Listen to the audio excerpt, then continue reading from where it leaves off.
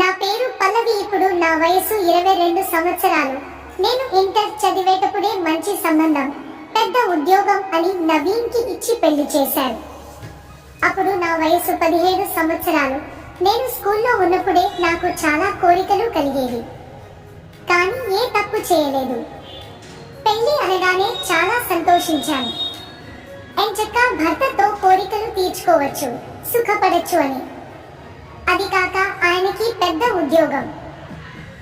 పెళ్ళైపోయింది. ఆ రాత్రి ఫస్ట్ నైట్ నన్ను చాలా అందంగా రెడీ చేసి ఆయన గదిలోకి పంపారు. ఆయన నా దగ్గరికి వచ్చి నన్ను బెడ్ పై కూర్చోబెట్టి, పల్లవి, నువ్వు చాలా అందంగా ఉన్నావు, నువ్వు నా భార్య కావటం నా అదృష్టం అని నా పెదాలపై ముద్దు పెట్టాడు.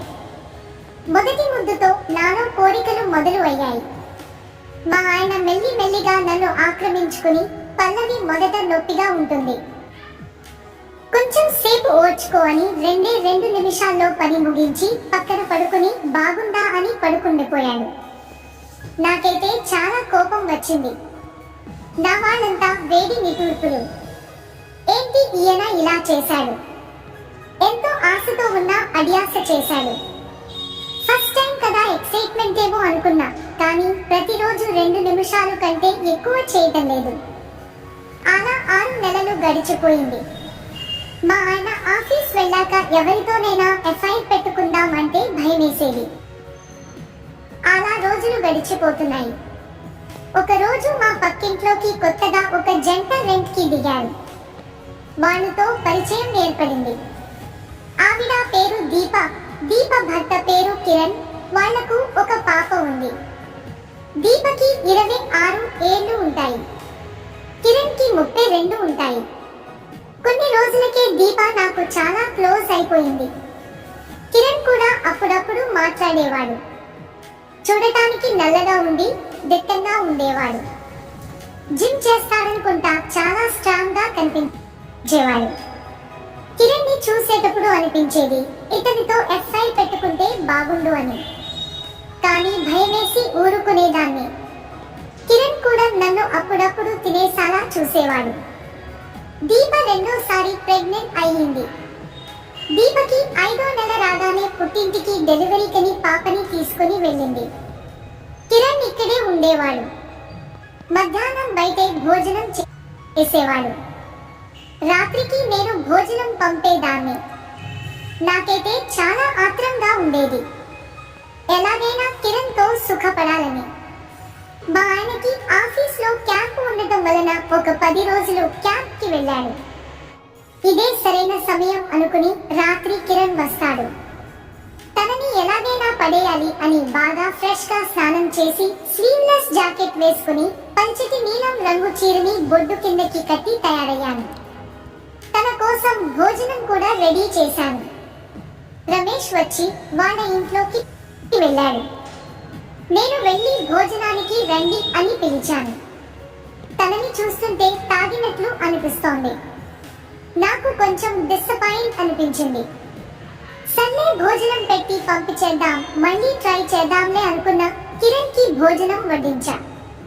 తను తింటూ నన్ను అదోలా చూస్తూ ఉన్నాడు.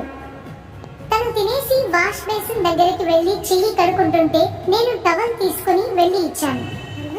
తను ఉన్నట్టుండి నా చెయ్యిని పట్టుకుని లాగి నన్ను గట్టిగా హాగ్ చేసుకుని నా పెదాలపై ముద్దు పెట్టాడు.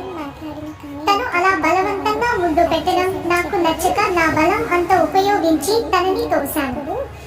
కిరణ్ కింద పడిపోతూ నిలదొక్కుని నా దగ్గరకు వచ్చి నన్ను ఎత్తుకుని బెడ్రూమ్ లోకి తీసుకెళ్లసాగాడు. ప్లీజ్ నన్ను వదులు అని గింజుకుంటున్న తను నన్ను రూమ్ లోకి తీసుకెళ్లి బెడ్ పై విసిరినట్లు పడేశాడు. మంచంపై పడ్డ కుదుపులో నా పైట జారిపోయింది. బొడ్డు వరకు నా చీర జారిపోయి పల్చటి పొత్తి కడుపు, గుండ్రని లోతైన బొడ్డుని చూసి తను ఇంకా రెచ్చిపోయి నా మీద పులిలా పడ్డాడు. నా పెదాలు అందుకుని ముద్దులు పెట్టసాగాడు.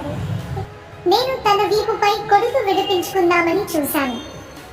మళ్ళీ ఆలోచించా, నేను ఎందుకు పెరుగులాడుతున్నా, ఎలాగో కిరణ్తో నా కోరిక తీర్చుకోవాలనుకున్నా కదా అని నేను కూడా అతన్ని అల్లుకుపోయాను. అలా ఆపకుండా 10 నిమిషాల పాటు తన కోరిక తీర్చుకున్నాడు. అతని స్పీడ్ కి నా శరీరం దాసోహమై మేఘంలా వర్షించింది. నా వళ్ళైతే చిగురాకుల వణుకుతూ చెమటలు పట్టింది. మొదటిసారి ఇంత సుఖాన్ని చూడటం. ఇంత సుఖాన్నిచ్చిన కిరణ్ పెదాలు అందుకుని ముద్దు పెట్టాను. తను నా ముద్దుని ఆస్వాదిస్తూ నన్ను మళ్ళీ ఆక్రమించుకుని 5 నిమిషాల పాటు సుఖాన్నిచ్చి అలాగే కొద్దిసేపు నాపై పడుకుండిపోయాడు. ఇక తను లేచి తన ఇంట్లోకి వెళ్ళిపోయాడు. నేను బెడ్ పై అలానే పడుకుని ఎందుకు కిరణ్ బలవంతంగా అలా చేశాడు అనుకున్నా.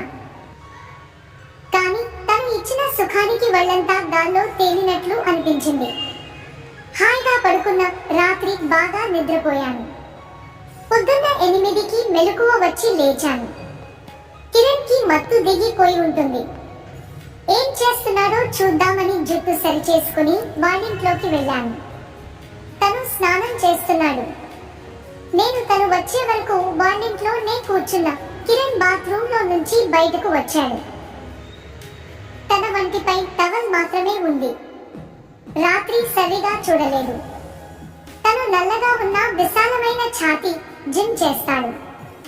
మంచి స్ట్రాంగ్ బాడీ కలిగి ఉన్నాడు. తను నన్ను చూసి హే పల్లవి ఎప్పుడు వచ్చావు అన్నాడు. మళ్ళీ తనే సారీ పల్లవి, నైట్ మందు ఎక్కువ అవడం వల్ల నీతో అలా బిహేవ్ చేశాను అన్నాడు. అలా ఎవరైనా బలవంతం చేస్తారా? ఏదైనా ప్రేమగా చేయాలి గాని అన్నా. దానికి తను సారీ చెప్తున్నా కదా, అయినా నీకు సుఖం లేదని నిన్నే తెలిసింది. మీ ఆయన నిన్నేం చేయటం లేదని అర్థమైంది అన్నాడు. ఏం చేద్దాం, నా లైఫ్ అంతే అన్నా. తను హే ఫీల్ అవ్వకు, మీ ఆయన ఎప్పుడు వస్తాడు అని అడిగాడు. ఇంకా 10 రోజుల వరకు రాడు అన్నా.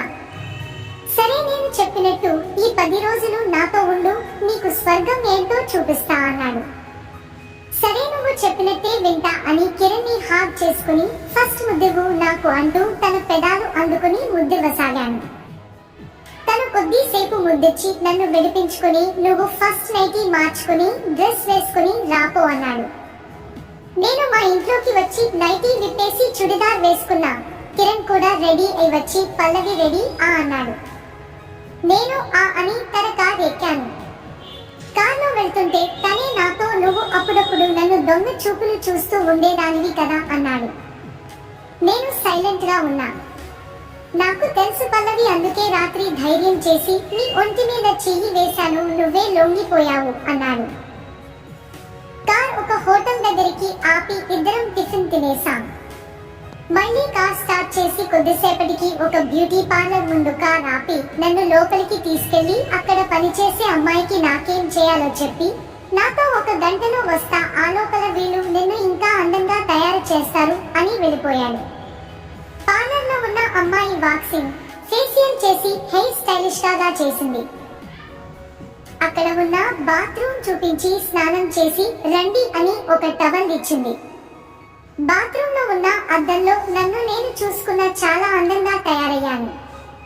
ఒళ్ళు నున్నగా మెరిసిపోతోంది. ఇక స్నానం చేసి టవల్ కట్టుకుని బయటికి వచ్చా. ఆ అమ్మాయి ఒక కవర్ ఇచ్చి ఈ డ్రెస్ వేసుకోవాలంట మేడం, సార్ ఇచ్చారు అంది. సార్ వచ్చారా అని నేను కవర్ లో చూసా. Blue jeans, black T shirt, మంచి క్వాలిటీ బ్రా, ప్యాంటీ ఉన్నాయి, తీసుకుని వేసుకున్నా. పార్లర్ అమ్మాయి హెయిర్ డ్రెస్ చేసింది. అద్దంలో చూసుకుంటే చాలా అందంగా ఉన్నా. రిసెప్షన్ దగ్గర కిరణ్ కూర్చొని ఉన్నాడు. నన్ను చూసి వా పల్లవి, చాలా అందంగా ఉన్నావు అన్నాడు. బిల్ పే చేసి బయటికి వచ్చాము. నేను ఇప్పుడు ఇంటికేనా అని అడిగా. లేదు, ఇంకా షాపింగ్ చేయాలి, నీకు డ్రెస్సెస్ కొనాలి అని కొద్దిసేపటికి ఒక షాపింగ్ మాల్ కి తీసుకెళ్లాడు. అక్కడ నాకు చాలా చిన్న చిన్న గౌన్స్, బ్రా, ప్యాంటీలు కొనిచ్చాడు. ఏంటి ఇలాంటి డ్రెస్ లా నేనెప్పుడు వేయలేదు అన్న తను. ప్లీజ్ పల్లవి, ఈ 10 రోజులే నీ ఫిగర్ కి ఈ డ్రెస్లు చాలా బాగుంటాయి. నాకు మంచి మూడ్ వస్తేనే కదా నిన్ను బాగా సుఖ పెట్టగలను అన్నాడు. నేను సరే అని తీసుకున్నా. ఇక షాపింగ్ అయిపోయాక ఇంటికి వచ్చేసరికి మధ్యాహ్నం 12 అయింది. నేను వంట చేస్తాను అంటే వద్దు, బయట నుంచి తెప్పించుకుందామని మేము తెచ్చిన డ్రెస్సులలో నుంచి ఒక డ్రెస్ తీసి ఇచ్చి ఇది వేసుకునిరా అన్నాడు. ఈ డ్రెస్సులలో బ్రా వేయకు అన్నాడు. నేను ఆ డ్రెస్ తీసుకుని రూమ్ లోకి వెళ్ళి నా బట్టలు విప్పేసి బ్రా కూడా తీసేసి ఆ పొట్టి గౌన్ వేసుకున్న ఆ డ్రెస్ లో నా ఎద సగం పైన కనిపిస్తుంది. తొడలు కూడా బాగా కనిపిస్తున్నాయి. నేను బయటకు రాగానే ఆ గౌన్ లో నన్ను చూసి వావ్ పల్లవి చాలా సెక్సీగా ఉన్నావు అని నా దగ్గరికి వచ్చి నన్ను హాక్ చేసుకుని నా పెదాలు అందుకుని తన 2 చేతులు నా వీపుపై వేసి నిమురుతూ నా ఆధారామృతాన్ని జురుకోసాగాడు. నేను కూడా ఎదురు ముద్దులివ్వసాగాను. కొద్దిసేపు నా పెదాలని జురుకుని నన్ను ఎత్తి